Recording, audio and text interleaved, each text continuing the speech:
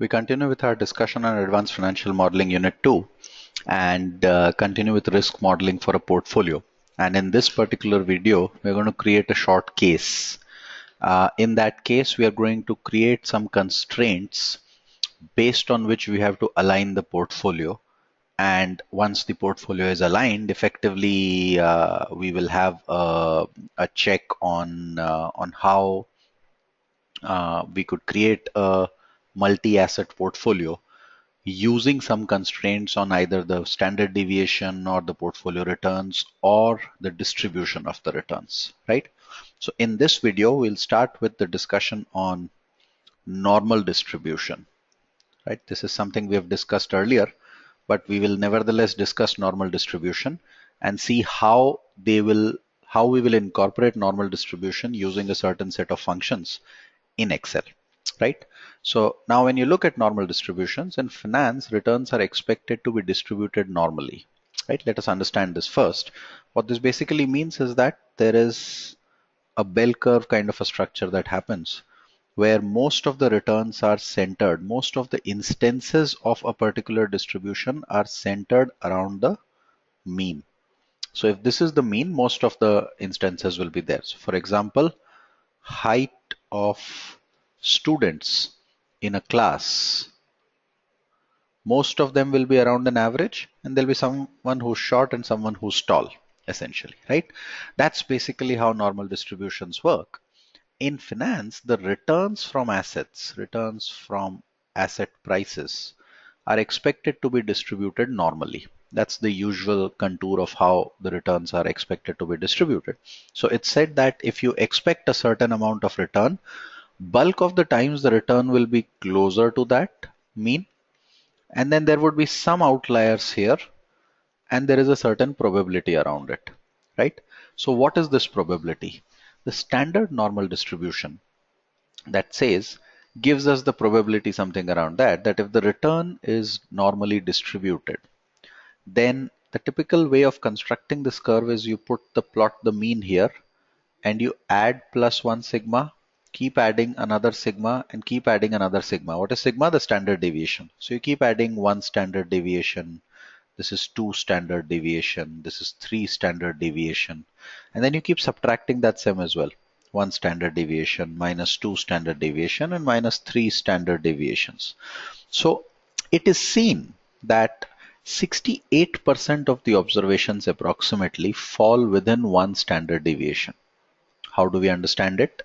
Let's assume there is a stock with expected return 15% and standard deviation of 20%. So when you create the normal curve around this stock, and that's an approximate curve that we are creating, the mean is 15%, right? Plus 1 standard deviation will take you to 35%. Plus 2 standard deviation or 2 sigma will take you to 55%. Plus 3 standard deviation will take you to 75%, right? Minus 1 standard deviation or minus 1 sigma will take you to minus 5%, 15 minus 20. Minus 2 sigma will take you to minus 25%, and then minus 45%, right? Those are the ranges that we have created, right?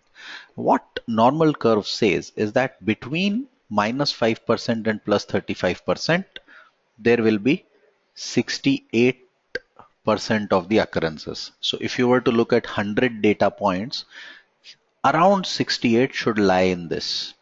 If you were to look at 100 data points, nearly 95 will lie between two standard deviations. So that's minus 25% and plus 55%, right? And roughly 95% of the observations. So here the mean is 15%, this number is 35%, and this is minus 5%.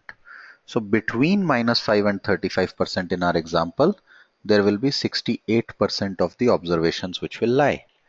And between minus 25% and plus 55%, nearly 95% of the observations will lie between this range, right? That's what a normal distribution tells us, right? Now, we can also use a couple of functions that tell us this information. So if I were to look at this data and I were to ask you, what is the probability if mean is 15%, what is the probability of a return less than 15%, right? So that's the area on the curve on the left side. That should be 50%, right? If, for example, I were to ask you what is the probability of a return less than minus 5%, right? So let's say we redraw the curve. That's the mean. That's at 15%. Minus 5% is minus 1 sigma, right? Now, the possibility of returns between minus 1 and plus 1 sigma is 68%. Since the curve is symmetric, this side should be 16% and this side should also be 16%. So the possibility of a return of less than minus 5% for this curve where the mean is 15% and the sigma is 20% should be 16%, right? Now our question is, can we find out this point, 16%, 68%, 50%, whatever? Can we find this out using a function in Excel? So Excel allows us a function called the norm dist in older Excel versions and norm.dist in the newer Excel versions, which help us solve this problem.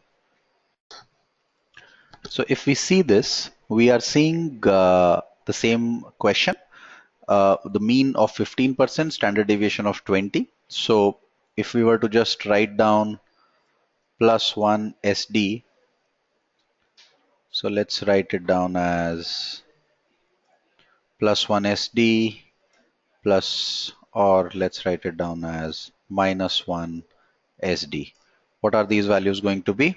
That's going to be 15 plus 20%, and this is going to be 15 minus 20%, right? Now we are looking at various returns, and let's also look at minus 2 SD, minus 2 standard deviations, and plus 2 standard deviations. So that's going to be 35% plus 20% and minus 5 minus 20%, right? Now, if we were to find the probability of return less than 15%, we know that the answer is 50%, right? But let's test the function norm.dist, right? So norm.dist, if we look at the function, gives us 3 values. Value 1 asks us for 3 inputs. Input 1 is the return below which we are looking for a distribution, right? So 15% is what we are looking at. What is the mean? The mean is given here. The standard deviation is given here. The cumulative number has to be 1. When I put this, it will give me an answer in percentage terms on what is the probability of a return less than 15%, right? Now, if I were to freeze these numbers, V4 and V5, which is the mean and the return, mean and the standard deviation, and I drag it down, this probability should be approximately 16%. Remember the curve? If you remember the curve, we had said that if this is your normal curve, then minus 1 SD to plus 1 SD, this region is approximately 68%. So on this side, you should see approximately 16%. That's what we are seeing, right?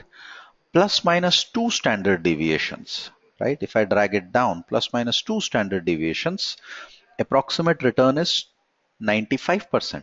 So if I were to continue doing this calculation and we were to, let's say, look at these numbers, then 2 standard deviations would be here and here. And this range is approximately 95%. So on the left side, you should see 2.5%. On the right side, you should see 2.5% because the remaining 5% is symmetrically distributed. That's your 2.5% approximate number that is coming, that you see, right? And finally, remember this function normDist gives you the value that is there under that curve on the left side of the curve, on the left hand side of the curve, not on the right side of the curve. So if I want a return less than 35%, 35% is plus 1 standard deviation.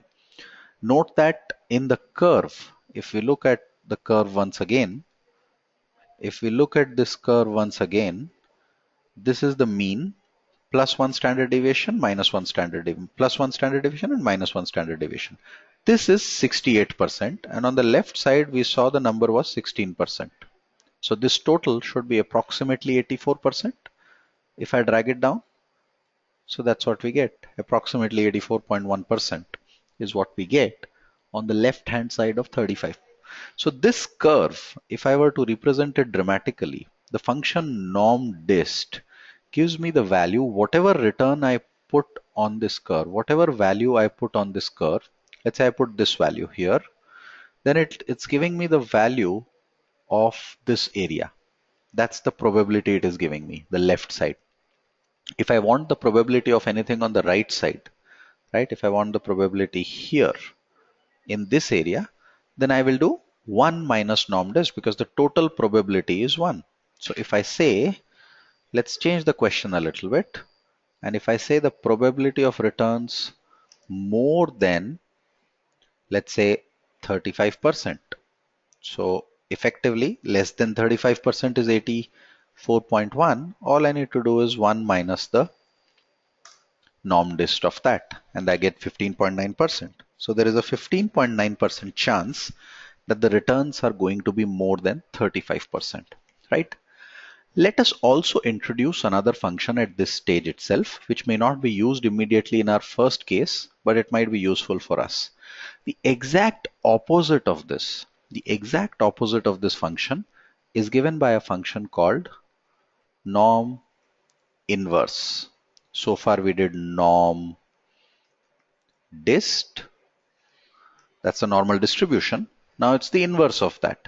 So if I were to put these values of the probabilities, norm inverse, note the parameters, 3 parameters. If I put the probability and I put the mean and I put the standard deviation and we freeze the mean and we freeze the standard deviation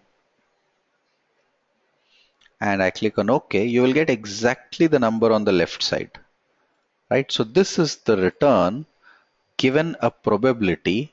Given this probability, what is the return that you're getting? So normDist calculates the probability of the return being on one side. Norminv calculates the return given a certain probability. So if you're given a probability, what is if the probability of returns is 50%, what is that value? That would be 15% because that's the mean, right? So it's just the opposite function of normDist.